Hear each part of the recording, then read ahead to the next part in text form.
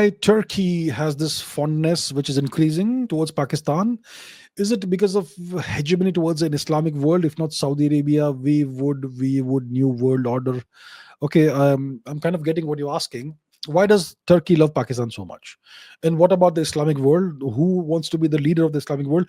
There are multiple contenders for the leadership of the Islamic world. Pakistan says that we are the only Islamic nuclear power. We have the Islamic nuclear bomb, so we should be the leader of the Islamic world. But they are a ragtag third world, half naked nation, half starving, half bankrupt. So because of that, they aren't in a position to be the leaders of the Islamic world. Which other contenders do we have? Saudi Arabia is the home of Islam. They are the custodians of the great the holiest cities of Islam, right? Saudi Arabia. And they are the richest of the Islamic nations, and they are the birthplace of the Prophet of Islam. So that makes Saudi Arabia the natural contender for being the leader of the Islamic world. Then there's another country called Turkey, and they were uh, they are the continuation, so to say, in a smaller form of the Ottoman Empire. The last caliph was Turkish. They are the whole institution of the caliphate from 1456 onwards until 1920, 21. Around that time, the caliphate lasted. It was all the caliphs were Turks until that during that time period.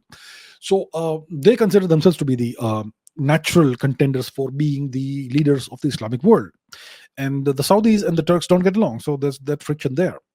And then there's one more contender, which is Iran, the Persian Empire. But the Persian Empire was not Islamic, right? But Iran also has these imperial ambitions because they used to be an empire in the past. Uh, but they are a different kind of Islamic nation. Half their population probably doesn't practice Islam anymore. Islam is not their ancestral religion. Um, it's kind of a situation like India, actually, but India never got converted fully like Iran did. And Iran practices Shia Islam, which is at loggerheads with all other forms of all the other nations which we mentioned, which practice Sunni Islam. So there's that Islamic schism, right? The Shia Sunni schism and all that. So that's the situation when it comes to the leadership of the Islamic world. So there's no clear leader right now. Probably the clearest contender is Saudi Arabia at this point in time, and so on. So why does Turkey have this fondness for Pakistan? I discussed this some time ago. Um, because they are very similar nations. Both nations don't have a history; they have a criminal record, and Turkey knows that Pakistan doesn't really have the credentials for being the leader of the Islamic world, and they also know that the Pakistanis worship Turkey these days, like they used to worship the Arabs in the past.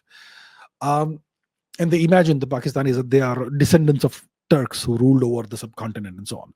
So Turkey kind of leverages that, and they hopefully want to tap into some of the nuclear technology in the future, if possible, and so on. And there is this common shared hatred for polytheism, which is us. So that is another, you know, factor that causes this convergence, especially when it comes to India. And so on. So these are the reasons why Pakistan and Turkey have this convergence.